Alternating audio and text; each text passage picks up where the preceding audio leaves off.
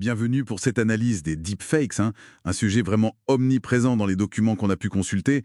Ces contenus IA, ils explosent littéralement. Une étude parle d'un marché de presque 14 milliards de dollars d'ici 2032. C'est énorme. Et ce qui frappe aussi, c'est la facilité déconcertante pour en créer maintenant. Oui, tout à fait. Le terme lui-même, deepfake, mélange de deep learning et fake, on l'entend partout. Et les exemples sont parlants, hein. On avait le faux Obama en 2018, mais l'image du pape en doudoune, là, c'est plus récent et ça montre le bon en réalisme. Franchement, distinguer le vrai du faux à l'œil nu, ça devient un vrai défi. C'est ça. Et plusieurs papiers soulignent cette dualité. La techno a des bons côtés, pour le cinéma par exemple, rajeunir des acteurs, mais bon, l'angle principal reste quand même souvent sur les usages malveillants, et c'est ça qui marque les esprits, quoi. Exactement. Et c'est là que ça devient crucial d'analyser. Ce que montrent bien les sources, c'est l'impact profond sur notre perception de la réalité. La confiance. Confiance dans les médias, dans les institutions, même entre nous. Et puis sur la démocratie elle-même. Donc l'idée aujourd'hui, c'est de décortiquer un peu tout ça à partir de ces documents. Alors, entrons dans le vif du sujet. Un des articles techniques mentionne les GAN. Vous pouvez nous éclairer un peu là-dessus, simplement? Bien sûr. Alors, les GANs, les réseaux antagonistes génératifs. En gros, c'est un peu comme si deux IA s'affrontaient. Il y en a une qui essaye de créer des faux, genre des visages ou des voix toujours plus parfaits, et l'autre IA, elle essaye de les repérer, de dire ça, c'est un faux. Et cette compétition les rend de plus en plus performantes. D'accord. Et justement, les exemples d'utilisation, euh, ils sont nombreux dans les documents. Il y a cette affaire des faux appels avec la voix de Joe Biden aux États-Unis. C'est analysé en détail. Ce qui est souligné, c'est pas juste l'arnaque, mais le ciblage très précis des électeurs, la tactique derrière. C'est ça. Et c'est qu'un exemple parmi d'autres dans le domaine politique, hein. Faux discours de Poutine ou Zelensky, faux aveux audio en Colombie. Mais ça dépasse la politique. Un des témoignages parle du clonage de voix pour des arnaques personnelles, genre simuler un proche en difficulté pour demander de l'argent. Ça joue directement sur nos émotions, notre confiance la plus basique. Et il y a aussi tout le volet cyberharcèlement. La création d'images intimes non consensuelles, les revenge porn générés par IA. C'est un point très sombre qui revient souvent, avec des conséquences psychologiques terribles décrites dans les notes. Absolument. L'impact sur la société, c'est vraiment au cœur des analyses. On parle de détérioration de la confiance informative.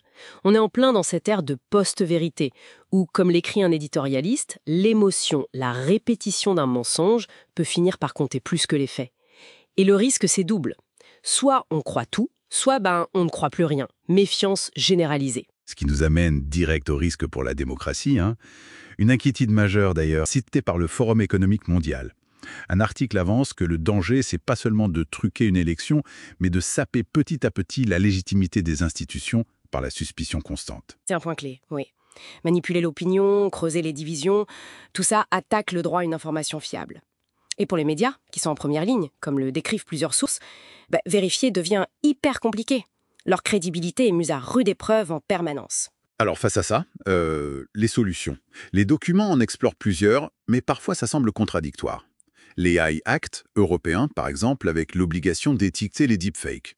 C'est une piste, mais un autre édito se demande, est-ce que cet étiquetage suffit si on ne peut pas tout détecter parfaitement? Oui, c'est tout le débat sur la régulation. Les AI Act, des lois aux US, au Royaume-Uni, ça essaye de mettre un cadre, d'imposer la transparence. Mais c'est complexe. Faut trouver l'équilibre, ne pas tuer l'innovation, mais protéger. Et puis, comment on applique ça concrètement? Surtout avec l'anonymat en ligne. Il y a des plateformes dans tout ça. Google, Meta, Adobe. Ils développent des trucs, des watermarks, des crédences de contenu. C'est prometteur. Disons que c'est une partie de la réponse technique, oui.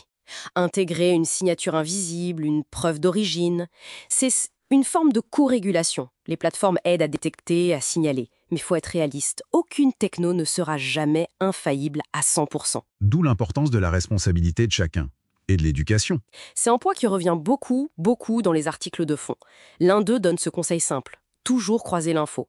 Au moins 2 sources fiables avant de partager quoi que ce soit. Essentiel. Vraiment. Développer l'esprit critique, la littératie numérique, apprendre à voir les petites incohérences, même subtiles. Il y a aussi des petits trucs concrets qui sont mentionnés, genre avoir un mot de passe familial pour vérifier si c'est bien la personne au téléphone. La vigilance de tous est clé. Bon, si on résume un peu tout ça, Ce qui ressort vraiment, c'est un défi majeur. Trouver cet équilibre entre une technologie fascinante et la protection de la confiance. Savoir distinguer le vrai du faux, ça devient presque une compétence de survie numérique, quoi. C'est exactement ça. La réponse, elle doit être globale, systémique, comme le suggèrent les analyses. Il faut la technologie pour aider à détecter, la régulation pour poser des limites éthiques, et surtout l'éducation et la vigilance de chacun. Et pour finir, une question qui reste en suspens après tout ça. Si le réel lui-même devient si facile à simuler, comment notre idée de l'identité, de l'authenticité, va évoluer? Est-ce que l'avenir, c'est des passeports numériques, l'identité biométrique sécurisée, comme évoqué dans un article prospectif, pour être sûr de qui est qui? Ça laisse à réfléchir.